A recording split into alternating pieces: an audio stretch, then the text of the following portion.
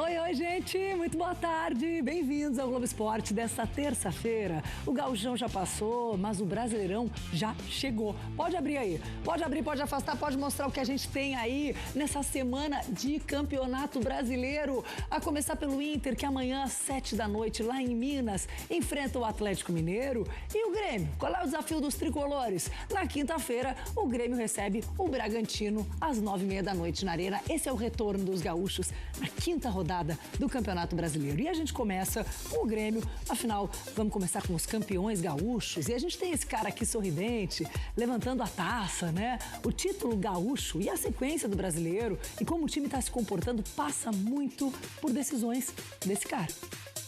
Numa mão nós damos a mão ao trabalho, na outra damos a mão às vitórias e se conseguirmos ir por aí nós vamos equilibrados. A filosofia de um treinador campeão gaúcho. As tarefas para esse resultado não são poucas. É o líder, é aquele que diz o que é o treino, o que é que tem de fazer no treino, é aquele que escala o giro para o jogo, é aquele que faz as coletivas, é aquele que tem a relação com a administração, é aquele que tem de mandar mensagens às torcidas. É o líder. Ufa, às vezes só um balde de água fria para ajudar a recalcular a rota. Estou com ideias fresquinhas, venham lá. Esfriar a cabeça foi necessário, porque foi com altos e baixos a trajetória de Luiz Castro até aqui. Nossa, o que é que estávamos a falar? Nos primeiros 5 jogos foram 3 vitórias e 2 derrotas. Uma delas para o Inter, na primeira fase do Gauchão. O comandante do primeiro Granal para o segundo Granal foi eu conhecer melhor o elenco e os jogadores estarem mais identificados comigo e com a proposta de treino. E por pouco, o rumo no campeonato não foi diferente. Contra o Juventude pela semifinal, alterou peças no segundo tempo. Aí sim parecia encontrar o time mais próximo do ideal. Quando diz, mas está fechado com o grupo, claro que o treinador está fechado com o grupo. Mas qual é o treinador que não está fechado com o grupo? Não está fechado com o grupo, não está a fazer nada no clube. A filosofia que lembra que o futebol imita a vida. Futebol, como a vida, dá-nos sempre a hipótese de nós voltarmos de novo e fazermos de novo e vai dar outra vez. Luiz Castro se tornou o primeiro técnico estrangeiro campeão com o Grêmio. E quer mais? Ganhámos um título, mas não se resolveu tudo hoje. Há muito caminho para andar. Com o destino correto, o reconhecimento vem também de quem embarca nessa. Seja pelos incontestáveis titulares. Eu acho que ninguém ganha nada sozinho, então a gente construiu um grupo muito forte. Ou pelos que receberam oportunidades. Já se está vendo o fruto do trabalho dia a dia. Cada dia vou me sentindo melhor e escutando o que o treinador fala e se dependendo de quem funciona, eu faço. Em pouco mais de 3 meses de trabalho, o técnico Luiz Castro já recalculou a rota algumas vezes. E agora, depois do fim do Gauchão, o destino é novamente o Campeonato Brasileiro. Mais um caminho que ele tem pela frente para explorar a melhor rota. A equipa tem que se desenvolver muito para nós para estabilizarmos a um nível mais elevado que é aquilo que nós queremos. A preparação começa hoje para o jogo contra o Bragantino na quinta-feira em casa. Seja com a filosofia de um treinador ou de alguém que procura novas rotas, Luiz Castro vem acertando a direção. A Federação Gaúcha de Futebol divulgou os áudios do VAR da final do Gauchão. A gente vai ver agora o que o árbitro e a cabine de vídeo falaram sobre o pênalti para o Inter anulado. O lance aconteceu aos 41 minutos do primeiro tempo, quando o jogo estava 0-0. Alan Patrick ficou no chão em disputa com Monsalve e Gustavo Martins. No campo, o árbitro Rafael Klein marcou o pênalti na hora. Enquanto os jogadores do Grêmio reclamavam, a cabine do VAR, comandada por Marcelo Domingues Neto, começou a analisar as imagens. Em um primeiro momento, a cabine concordou com a marcação de Rafael Klein. Perfeito. Perfeito, tá, ok. Ó. O pênalti tá confirmado. O Patrick tá pronto pra chutar, tá? Vamos só checar o app, beleza? Concordam? O pênalti tá confirmado. Okay. Mas ao ver os outros ângulos, o VAR passa a ter uma outra impressão. O jogador do Grêmio, ele na verdade, ele tá disputando a bola e ele se coloca naquele lugar, tá? Ele não pisa com esse pé esquerdo do jogador. E depois esse contato do jogador que tá no chão, o Alan Patrick tá desequilibrado já, não, tá? Aí é o contato natural, tá? Perfeito. Foram 2 minutos entre a marcação do pênalti e Rafael Klein ser chamado para assistir ao vídeo. Recomendo uma revisão, tá? Para possível não penal, ok? Olhando as imagens, o árbitro Rafael Klein decide retirar o pênalti. O jogador do Grêmio, número 11, já posiciona o pé. Dá 5 inglês agora. Já 5 tem o pé inglês, ok. posicionado e não tem esse contato, esse calço que eu tinha visto no campo, ok? Ok. Ok, passou o gauchão, não tem jeito, o Inter já tem que virar a página para o Campeonato Brasileiro. Para isso, precisa se recuperar. E para se recuperar, precisa fazer gols. Só que os caras responsáveis por isso estão precisando fazer melhor o trabalho deles. Dizendo que o Carboneiro faz, e o Carboneiro parou no Everton. Mas não fomos efetivos, faltou efetividade para fazer os goles. Com perigo, Borré! Teve a chance de ouro. Finaliza dentro do arco. Isso temos que arrumar, isso temos que melhorar. A bola tá viva dentro da área, passa por todo mundo, ninguém para botar o pezinho, vai para fora. Detalhes, estamos cometendo detalhes, está faltando convertir os goles e não cometer esses detalhes que falei recién. Detalhes.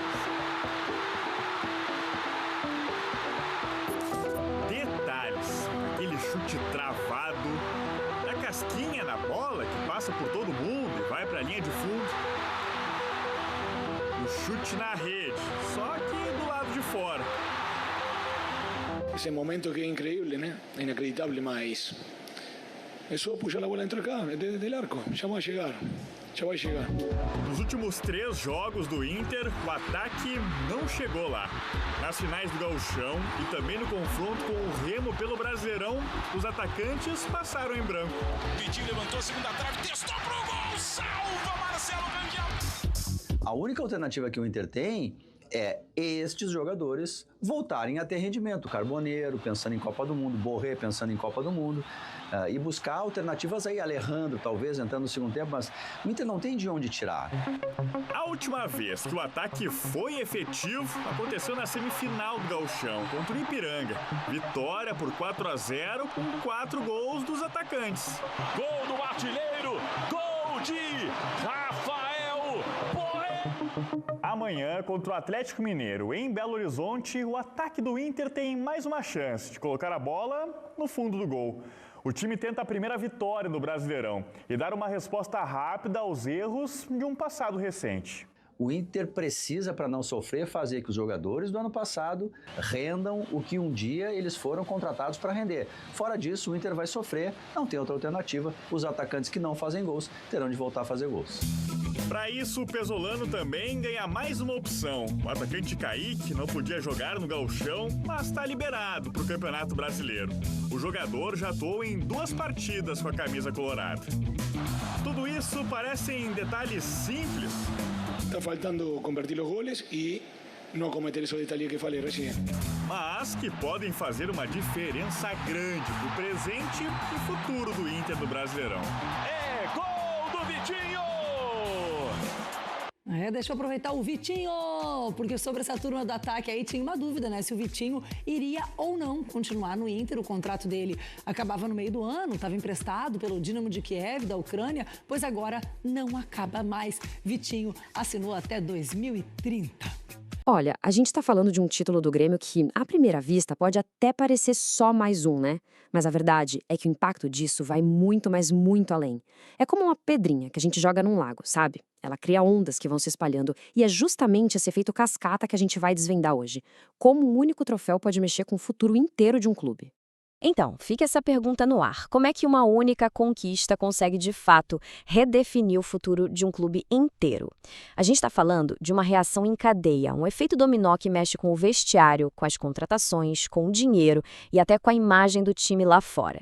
É exatamente isso que a gente vai entender agora, peça por peça. Bom, para começar, vamos direto para dentro do clube. A primeira onda, e talvez a mais importante de todas, começou ali, no vestiário. Vamos falar sobre a fórmula vencedora que o técnico Luiz Castro encontrou. E a chave de tudo tá aqui. Olha só, a informação que vem lá de dentro, dos bastidores mesmo, é uma só. O elenco comprou a ideia do Luiz Castro. E quando a gente diz comprou, é no sentido de acreditar de verdade, de abraçar o projeto. Sabe, essa sintonia, essa química entre o grupo e o treinador, foi dali que nasceu o título. E essa inteligência tática do treinador fica super clara aqui. Pensa bem, em vez de ficar esperando um reforço ou cair do céu, ele olhou para o que tinha na mão e achou as soluções lá dentro. O Christian Pavão, por exemplo, foi improvisado na lateral direita e deu muito certo. Os moleques da zaga, o Vieri e o Gustavo Martins, ganharam a vaga e deram conta do recado. E o Noriega brilhou, virou o dono do meio-campo jogando como único volante. No fim das contas, o time achou um jeito de jogar e de vencer, mesmo sem o Nardoni, que era uma contratação super esperada. E essa arrumação da casa, essa união do time, isso tudo gerou uma outra onda que foi pra fora. E foi rápido, viu? A vitória fez o nome do Grêmio atravessar o oceano e parar nas manchetes da imprensa internacional. E o mais legal é ver como a notícia repercutiu de jeitos diferentes em cada lugar. Lá em Portugal, claro, o jornal A Bola focou no trabalho do técnico, que é português. Faz todo sentido. Já no Peru, o assunto era um só, a atuação do Noriega, o craque deles, que foi fundamental para o título. Cada um puxou a sardinha para o seu lado e, com isso, a marca do Grêmio foi ficando ainda maior pelo mundo. E por que isso acontece? É simples. O Grêmio hoje é um clube global. Pensa só, a comissão técnica é de Portugal. Tem jogador peruano-japonês, como Noriega, tem atleta belga-ganês. É uma mistura de nacionalidades que, naturalmente, chama a atenção da mídia de tudo quanto é canto. Mas óbvio, né? Sucesso dentro de campo também traz novos pepinos para resolver. Quer dizer, são problemas bons, mas ainda assim são desafios complexos que a diretoria agora tem que lidar. É o preço que se paga por estar em alta, por estar nos holofotes. Então, vamos acompanhar esse efeito dominó na prática. Os caras arrebentam no campeonato, certo? Aí o que acontece? As seleções nacionais ficam de olho. Resultado? O Noriega aparece na pré-lista do Peru e o Miguel Monsalve na da Colômbia. E aí surge aquele famoso problema bom, né? O risco de perder jogadores importantíssimos em jogos decisivos. E o ponto é que isso não é uma coisa teórica, não. Tem uma consequência real e imediata. A gente está falando de um jogo fundamental contra o Palmeiras lá no dia 1º de abril, que pode ficar seriamente comprometido por causa dessas possíveis convocações. Ok, agora vamos virar a chave. Como é que o clube está pegando todo esse momento bom, toda essa energia positiva e transformando isso em planejamento para o futuro? Com o time encaixado e a confiança lá em cima, a diretoria ganha muito mais fôlego para ir ao mercado. E o alvo número 1, a prioridade para reforçar o elenco, já está na mesa, a lateral direita. E essa tabela aqui mostra direitinho como está a situação. O Pavão, que no começo era um quebra-galho, virou titular e agora tem até a janela de julho para mostrar que a vaga é dele de vez. Enquanto isso, o Grêmio não está parado. Já está de olho em julho para tentar de novo Gaston Martirena, que é o grande sonho de consumo. E nessa história toda, quem perdeu espaço foram o João Pedro e o Marcos Rocha, que acabaram ficando para trás na fila. Beleza. Agora, saindo um pouco do campo e indo para os bastidores, para a parte da grana, tem outra negociação super importante rolando. O clube está na caça por um novo patrocinador master. Esse gráfico aqui dá uma boa ideia de como as coisas estão. Sim, as negociações estão rolando, principalmente com empresas de apostas, mas segura a ansiedade. Aquela expectativa de fechar negócio agora em março já era. E a história dos naming rights da Arena, que é outra conversa paralela, também não é para agora. Parece que vai demorar um pouco mais. E o resultado prático disso tudo, que todo mundo vai ver, é que a camisa nova do Grêmio, que tá para sair do forno, vai chegar nas lojas limpa. Isso mesmo, sem o patrocinador principal estampado no peito. Então, para fechar, o cenário é esse. Um time que se achou, com um técnico respeitado, uma marca que tá brilhando lá fora e um monte de decisões importantes para tomar, tanto no campo quanto nos escritórios. A grande pergunta que fica no ar, então, é: será que o Grêmio vai conseguir pegar essa onda boa da vitória e transformar numa maré de sucesso que levanta o clube inteiro por muito tempo?